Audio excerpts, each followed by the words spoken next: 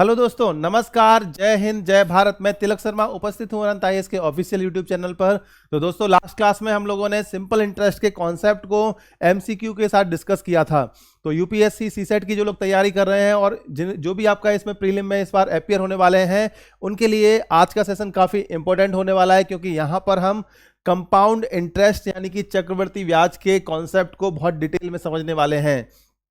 तो नेक्स्ट आपका जो टॉपिक है वो है आपका चक्रवृद्धि ब्याज। चक्रवृद्धि ब्याज, ठीक है। अगर हम ब्याज की बात करते हैं, इंटरेस्ट की बात करते हैं, तो हमें अंग्रेजों के जमाने का टाइम याद आ जाता है, जब आपका लगान पे लगान वसूला जाता था। तो अंग्रेज थे, वो भारतीयों से बहुत ज्यादा लगान वसूल करते थे, और वहां से कॉन्सेप्ट आपका आया था किसका? चक्रवृद्धि ब्याज का। तो चक्रवृद्धि ब्याज का बेसिक कॉन्सेप्ट क्या है, और ये सिंपल इंटरेस्ट यानी कि साधारण ब्याज से अलग क्यों है, कैसे है, उसको अभी हम समझने की कोशिश करेंगे। तो चक्रवृद्धि ब्याज का कॉन्सेप्ट क्या है, इसको जरा देख लेते हैं। तो यहां पर सबसे पहले हमने देखा कि ये आपका कोई भी पर्सन है जिसको हमने नाम दिया ए है, इसको जरूरत है आपका कितना? 1000 रुपीज की, ठीक है। ए को 1000 रुपीज की जरूरत है। अब ए ने 1000 रुपीज किसी दूसरे सोर्स से या बैंक से या दोस्त से या किसी रिश्तेदार से उसने 1000 रुपए उधार लिए। अब यहां पर ए ने मान लो बी से उधार लिए कितना? 1000 रुपए। ए ने जब बी से 1000 रुपए उधार लिए, तो आज के जमाने में कोई भी आपका बिना किसी मतलब के तो देगा नहीं पैसे, उसको बदले में भी आपका कुछ ना कुछ चाहिए होगा। तो बी ने क्या कहा कि मैं 1000 रुपए दे तो दूंगा आपको, लेकिन उसके लिए आपको 1 साल बाद आपको ये पैसा मुझे लौटाना पड़ेगा। तो ए एग्री हो गया कि हाँ बिल्कुल ठीक है, 1 साल बाद आपको पैसा लौटा देंगे। तो यहां पर 1 साल की उसको मोहलत मिली, लेकिन उसने एक चीज ऐड कर दी कि इस अमाउंट पर आपको 10% का इंटरेस्ट देना पड़ेगा। उसने कहा इंटरेस्ट मतलब क्या? इंटरेस्ट क्यों देना पड़ेगा, और ये इंटरेस्ट आपका बेसिक अमाउंट के बाद में आपका कैसे इसको हम लोग कैलकुलेट करेंगे? तो यहां पर हमने ये देखा कि 1000 रुपीज तो उसको लौटाने ही लौटाने थे 1 साल के बाद में, और 1000 रुपीज पर जो आपका 10% का इंटरेस्ट होगा, यानी कि 1% जो आपका 10% का इंटरेस्ट है वो किस पर लग रहा है? आपका जो आपके प्रीवियस ईयर अमाउंट था, यानी कि जो उसने स्टार्टिंग में उधार दिया था, उस पर आपका 10% का इंटरेस्ट उसने और लगा दिया। तो यहां पर अगर हम देखेंगे तो ये कैंसिल हो गया। तो ये आपका कितना आ गया अमाउंट? 1100 रुपए, यानी कि 1 साल के बाद में उसको सगुन के 1100 रुपए उसको वापस करने पड़ेंगे। तो यहां पर 1100 रुपए 1 साल के बाद उसको लौटाने थे, लेकिन हो सकता है आपका उसके साथ कुछ ट्रेजेडी हुई या फिर आपका कुछ अनहोनी हुई, जिसके चलते उसने ये आपका जो टाइम पीरियड, जो वापस करने का टाइम पीरियड था, उसने उसको और आपका मोहलत मांगी कि मुझे 1 साल की और मोहलत दो, इजाजत दो, जिससे मैं आपका इसको वापस कर पाऊं 1 साल यानी कि 2 साल के बाद में। तो अमाउंट जो था 1 साल के बाद वापस करना था, अब उसने 1 साल का और टाइम मांगा उससे, लेकिन इस बार जो था बी, उसने कहा कि 1 साल बाद आपको मिल तो जाएगा, लेकिन यहां पर जो अमाउंट है, अब आपका जो रेट ऑफ इंटरेस्ट है वो मैं बढ़ा दूंगा, और अगले साल आपसे 20% इंटरेस्ट लूंगा। तो यहां पर नेक्स्ट ईयर में जो 20% इंटरेस्ट आपका वो लेगा, थोड़ा ज्यादा इंटरेस्ट लेगा, क्योंकि उसने टाइम ज्यादा दिया है। अब यहां पर अगर हम देखेंगे तो 1 साल बाद उसको लौटाना था कितना? 1100 रुपए, लेकिन 1100 रुपए आपका उससे कुछ ज्यादा लौटाएगा इंटरेस्ट लगाकर। वो 10% इंटरेस्ट की जगह नेक्स्ट 1 ईयर में इंटरेस्ट कितना हो गया? 20%। तो अब जो इंटरेस्ट 20% होगा, ये आपका प्रिंसिपल अमाउंट का ना होकर प्रीवियस अमाउंट का उसने लिया। बी ने ये कहा कि आपको जो इंटरेस्ट अब देना है वो बेसिक अमाउंट का नहीं देना है, वो आपको देना है प्रीवियस ईयर अमाउंट का। प्रीवियस ईयर अमाउंट यानी कि 1100 रुपए। तो प्रीवियस ईयर अमाउंट पे जो इंटरेस्ट लगेगा वो आपका बेसिक इंटरेस्ट से कुछ ज्यादा होता है, कुछ ज्यादा होगा, यानी कि इंटरेस्ट पर भी जो इंटरेस्ट लगेगा उसको हम लोग आपका बोलते हैं क्या? Compound interest. अब जो 20% का इंटरेस्ट था वो उसको 1000 की जगह 1100 रुपए पर देना था। 20/100, 20/100। अब देखेंगे आपका यहां पर कितना इंटरेस्ट उसको टोटल देना पड़ा। तो यहां पर 1100 प्लस ये आपका कितना आएगा? 220। तो ये कितना हो गया? 1320 रुपए। अब यहां पर उसको जब 2 साल के बाद जो अमाउंट देना पड़ा वो कितना देना पड़ा? 1320 रुपए देना पड़ा, जबकि उसको आपका अगर प्रीवियस ईयर अमाउंट पे अगर उसको देना पड़ता इंटरेस्ट तब वो 1300 होता। तो यहां पर जो सिंपल इंटरेस्ट है वो आपका कंपाउंड इंटरेस्ट से अलग इस तरह से है, क्योंकि यहां पर जो कंपाउंड इंटरेस्ट है वो आपका लगेगा प्रीवियस ईयर अमाउंट पर, और जबकि आपका सिंपल इंटरेस्ट जो होता है वो आपका लगता है बेसिक अमाउंट पर। वो हमेशा आपका सेम रहता है, अगर रेट ऑफ इंटरेस्ट सेम है तो हमेशा वो आपका क्या रहेगा, सेम रहेगा। लेकिन कंपाउंड इंटरेस्ट में ये वैल्यूज आपकी चेंज होती हैं। कंपाउंड इंटरेस्ट में वैल्यू चेंज होंगी क्योंकि आपका जो इंटरेस्ट है वो आपका प्रीवियस ईयर पे आपका लगेगा, ना कि आपका बेसिक अमाउंट पे लगेगा। तो यहां पर एक कंडीशन हमें और ध्यान रखनी है कि कंपाउंड इंटरेस्ट जो है always greater than equal to किसके होता है, आपका सिंपल इंटरेस्ट के। कंपाउंड इंटरेस्ट हमेशा सिंपल इंटरेस्ट से या तो ज्यादा रहेगा या तो आपका उसके इक्वल होगा। कब? अगर रेट ऑफ इंटरेस्ट और आपका टाइम पीरियड सेम है तो। Rate of interest time period अगर सेम है तो यहां पर रेट आपका क्या है, यहां पर सेम है और टाइम पीरियड भी आपका क्या है, सेम है, ठीक है। और प्रिंसिपल अमाउंट ये भी आपका क्या दे रखा है, सेम दे रखा है।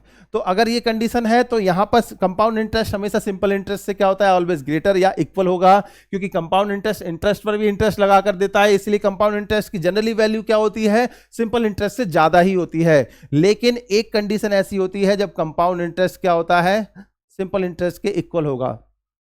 कब? आपका for first year, for first year if rate, time और प्रिंसिपल अमाउंट ये सारे क्या हों, आपके सेम हो, ठीक है।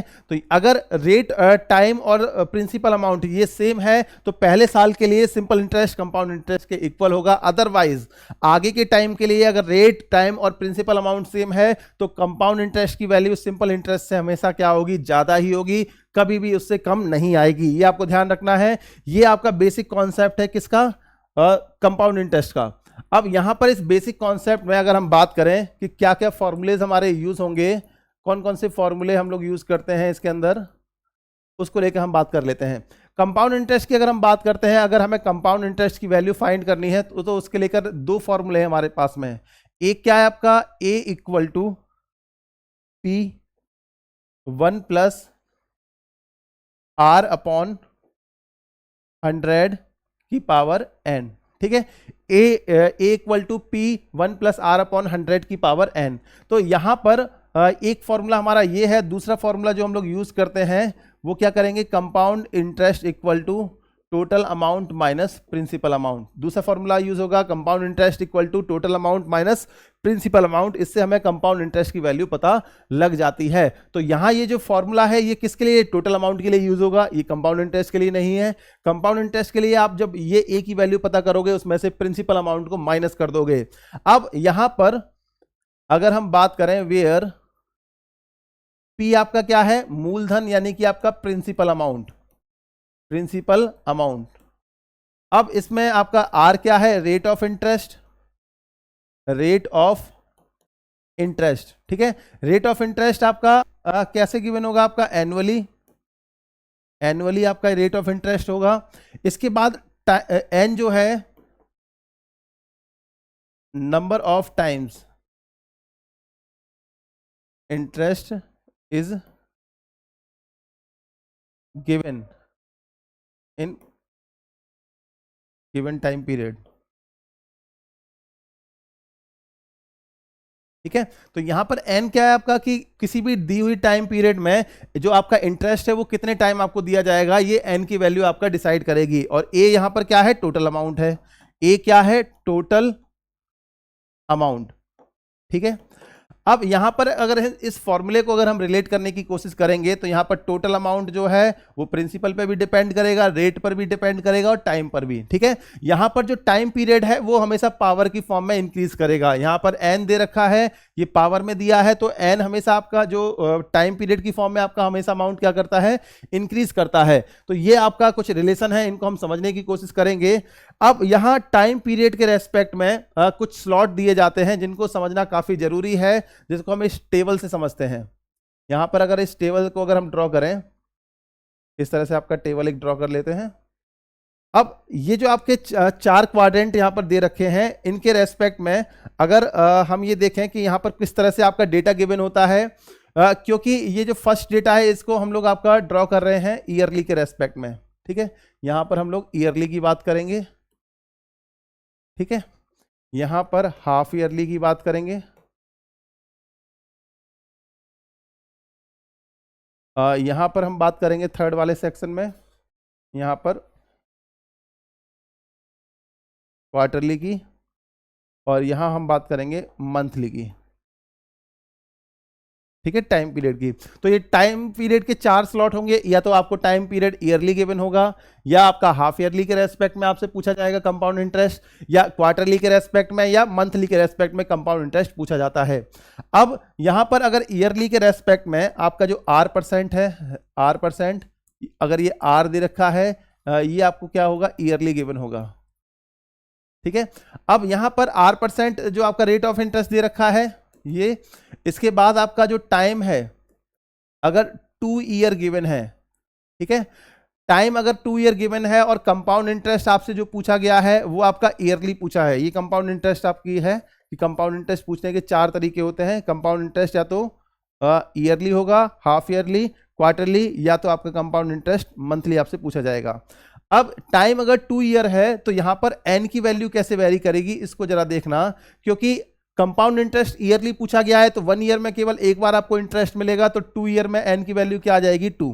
तो यहां पर 2 ईयर में एन की वैल्यू 2 हो जाएगी, टी और एन की वैल्यू यहां पर सेम है। लेकिन डिफरेंस यहां पर देखने को मिलता है जब आपका compound interest half yearly given होता है, क्योंकि R% है, ये आपका रेट ऑफ इंटरेस्ट, ठीक है, ईयरली। तो रेट ऑफ इंटरेस्ट आपका क्या है, ये ईयरली गिवन है, क्योंकि हाफ ईयरली जो होगा टाइम पीरियड, ये आपका 6 मंथ का टाइम स्लॉट है। तो हाफ ईयर के रेस्पेक्ट में अगर इस आर को अगर हम डिवाइड करेंगे तो यहां पर हमें डिवाइड करना पड़ेगा किससे, आपका 2 से। तो ये जो आपका हाफ ईयरली के रेस्पेक्ट में आपको इसकी वैल्यू मिल जाएगी रेट की। तो यहां पर जब भी हाफ ईयरली की बात करेंगे तो रेट को भी हम लोग डिवाइड कर देंगे किससे, 2 से। क्यों, क्योंकि रेट ऑफ इंटरेस्ट हमेशा ईयरली गिवन होता है, यहां हाफ ईयरली में डिवाइड करना है तो 2 से हमने डिवाइड कर दिया। इसके अलावा अगर हम टी की वैल्यू, अगर आपको 2 ईयर गिवन है, टी की वैल्यू 2 ईयर गिवन है, तो एन की वैल्यू क्या आएगी, क्योंकि टी इक्वल टू 2 ईयर है, यानी कि 6 मंथ के अगर एक ईयर में देखेंगे तो 2 स्लॉट होंगे, तो 2 ईयर में कितने टोटल स्लॉट हो जाएंगे, 4। तो यहां पर एन की वैल्यू कितनी आ जाएगी, 4 आपका यहां पर आ जाएगी। तो एन की वैल्यू यहां पर 4 रखनी है, ये आपको ध्यान रखना है। जब भी आपका हाफ ईयरली गिवन होगा, रेट ऑफ इंटरेस्ट आपका 2 से डिवाइड हो जाएगा, और टी जो आपका नंबर ऑफ टाइम आपका ईयर में दे रखे होगा, तो यहां उसको हम लोग क्या करेंगे, 6 मंथ्स के स्लॉट में डिवाइड कर देंगे, तो एन की वैल्यू कितनी आ जाएगी, 4। अब इसके बाद थर्ड वाले सेक्शन क्वार्टरली पे चलते हैं। तो यहां पर क्वार्टरली जो बात की गई है वो किसकी बात की गई है, जैसे आपका 3 मंथ के आपके जो होंगे वो 4 स्लॉट यहां पर ले लिए जाएंगे क्वार्टर में, आपका यानी कि 4 स्लॉट में ले लिया जाएगा। तो रेट ऑफ इंटरेस्ट जो है वो R% से कितना आ जाएगा, R% अपॉन 4, और ये आपका किसके रेस्पेक्ट में है, क्वार्टरली के रेस्पेक्ट में। ठीक है, इसके बाद rate of interest R% by 4 हो गया। अगर टाइम 2 ईयर आपको गिवन है तो एन की वैल्यू कितनी आ जाएगी, क्योंकि रेट ऑफ इंटरेस्ट आपका वो क्वार्टरली गिवन है, यहां पर कंपाउंड इंटरेस्ट क्वार्टरली आपसे पूछा गया है। तो यहां एन की वैल्यू अगर हम देखेंगे तो 1 ईयर में 4 टाइम इंटरेस्ट मिलेगा, 2 ईयर में कितना होगा, 8 टाइम। एन की वैल्यू कितनी आ जाएगी, 8। इसी तरह से यहां पर अगर हम फोर्थ वाले सेक्शन की तरफ चलेंगे, रेट ऑफ इंटरेस्ट अगर आपका R% गिवन है और मंथली आपसे कंपाउंड इंटरेस्ट पूछा गया है कि मंथली आपके रेट से वो कितना इंटरेस्ट आपका बनेगा, तो यहां पर हम डिवाइड कर देंगे 12 से, क्योंकि 1 ईयर में 12 मंथ होते हैं। तो यहां पर टोटल 12 स्लॉट हो जाएंगे, ये आपका मंथली के रेस्पेक्ट में रहेंगे। ठीक है, अब यहां पर अगर t equal to 2 year given है, t equal to 2 year given है, तो n की वैल्यू कितनी आ जाएगी, क्योंकि 1 ईयर में आपके टोटल कितने 12 मंथ होते हैं, तो 2 ईयर में टोटल कितने 24 आपके स्लॉट होंगे। यहाँ पर 24 आएगी वैल्यू किसकी, n की। तो यहाँ n की वैल्यू आपका जो डिसाइड करेगी कि फॉर्मूले में हमें n की वैल्यू क्या रखनी है, टाइम के दिए हुए टाइम के रेस्पेक्ट में। तो ये आपके 4 स्लॉट हैं जो आपको ध्यान में रखने हैं, क्योंकि आपको हो सकता है कभी कभी आपका रेट ऑफ इंटरेस्ट जो आपका कंपाउंड इंटरेस्ट आपसे हाफ ईयरली पूछ लिया जाए, या क्वार्टरली पूछ लिया जाए, या आपका मंथली या ईयरली पूछा जाए, तो उनके रेस्पेक्ट में ये 4 अलग अलग कैलकुलेशन रहेंगी। तो ये आपका सिंपल कॉन्सेप्ट है कंपाउंड इंटरेस्ट का। इस पर बेस्ड कुछ 1-2 क्वेश्चन हम लोग देख लेते हैं आज के इस वीडियो में। नेक्स्ट वीडियो में हम लोग इसके डिटेल में क्वेश्चन डिस्कस करेंगे। तो यहाँ आपका केवल बेसिक क्वेश्चन को हम लोग डिस्कस कर रहे हैं। अब 30,000 की धनराशि पर 20% की वार्षिक ब्याज की दर से 3 वर्षों का चक्रवृद्धि ब्याज ज्ञात करो। तो यहां अगर हम बात करें रेट ऑफ इंटरेस्ट की, देखो फॉर्मूला लगा के करेंगे तो आपका आंसर आ जाएगा, लेकिन वहां पर थोड़ी कैलकुलेशन आपकी ज्यादा रहेगी। तो यहां पर अगर हम फॉर्मूले से करते हैं तो टोटल अमाउंट कितना आएगा, यहां आपके 30,000 जो दे रखा है ये आपको क्या दिया है, प्रिंसिपल अमाउंट, और 20% ये क्या है, रेट ऑफ इंटरेस्ट, ठीक है। और टाइम जो है n इक्वल टू 3 ईयर है, और आपको जो वार्षिक ब्याज की दर है वो आपका यानी कि ईयरली के रेस्पेक्ट में बतानी है कंपाउंड इंटरेस्ट का रेट। तो यहाँ टोटल अमाउंट इक्वल टू क्या आएगा, principal 30,000 1 plus rate of interest आपका 20 अपॉन 100 की पावर आपका 3, इस तरह से, ठीक है। तो ये 30,000 मल्टीप्लाई बाय 120 अपॉन 100, ठीक है, इसकी पावर आपको कितना 3, 0 से 0 कट गया, तो यहाँ पर कितना आएगा 30,000 multiply by 12 upon 10 into 12 upon 10 into 12 upon 10, 0 0 0 ये कट जाएंगे आपके 1 2 3 0। तो यहाँ कितना बचा 30, और 12 का अगर क्यूब करेंगे तो आपका कितना आता है, 12 का क्यूब आपका 1764 रहता है, हाँ 1764। अब इसमें अगर हम 144 और 12 का मल्टीप्लाई करेंगे 144 में, देखो जरा सही आ रहा है कि 12 चौक 48, 52 के 2,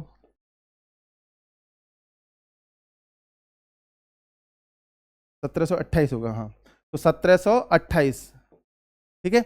अब यहां पर अगर इसको सॉल्व करेंगे तो 17 तिया 51,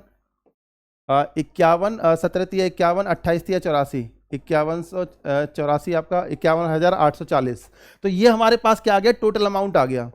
हमें इसमें क्या बताना था, इंटरेस्ट बताना था, कंपाउंड इंटरेस्ट। तो कंपाउंड इंटरेस्ट की जो वैल्यू आएगी वो कितनी आएगी, 51,840 माइनस का प्रिंसिपल अमाउंट कितना दे रखा है 30,000, तो ये कितना आएगा आपका 21,840 रुपए, 21,840 रुपए, यानी कि आपका बी ऑप्शन यहां पर इसका सही आंसर है। तो बी ऑप्शन इसका क्या आ जाएगा, राइट आंसर आ जाएगा।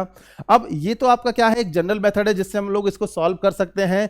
दूसरा तरीका आपका जो ट्रिक रहेगी उसको हम लोग क्या कैसे यूज करेंगे इस क्वेश्चन के लिए, जैसे आपके पास प्रिंसिपल और टोटल अमाउंट के रेस्पेक्ट में आपका जो रिलेशन दे रखा है उसमें हमें सबसे पहले रेट ऑफ इंटरेस्ट को देखना है। रेट ऑफ इंटरेस्ट कितना है 20%, ठीक है।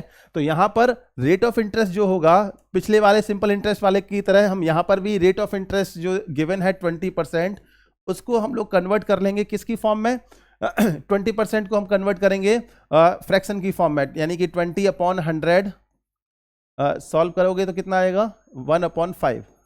अब यहां पर फर्स्ट ईयर के लिए यानी कि पहले साल के लिए अगर प्रिंसिपल है वो आपका कितना दे रखा है, यहां पर प्रिंसिपल 5 दे रखा है और इंटरेस्ट कितना मिलता है 1 का। तो यहां पर प्रिंसिपल अगर 5 है तो इंटरेस्ट मिल रहा है कितने का आपका 1 का, तो 5 + 1 कितना आ जाएगा, टोटल ये 6। अब यहां पर 1 ईयर के लिए आपका प्रिंसिपल 5 है और टोटल अमाउंट 6 है। आपको बताना है 3 ईयर के बाद में जो अमाउंट है अब वो मल्टीपल की फॉर्म में बढ़ने के बजाय किसकी फॉर्म में बढ़ेगा, पावर की फॉर्म में। 5 का क्यूब करेंगे तो कितना आएगा 125, और 6 का अगर हम क्यूब करेंगे तो कितना आएगा 216, ठीक है। तो यहां पर 125 और 216 इसके रेस्पेक्ट में आपको मिलेगी वैल्यू। लेकिन यहां पर अगर हम बात करें टोटल अमाउंट की तो टोटल अमाउंट कितना है आपका 30,000, ठीक है। तो यहां पर 125 और 30,000 में अगर आप रिलेट करोगे इसको तो कैसे रिलेट कर पाओगे, 125 को अगर आप 30,000 से रिलेट करोगे, हाँ तो ये कितना आपका 125 10,000 यानी कि 800,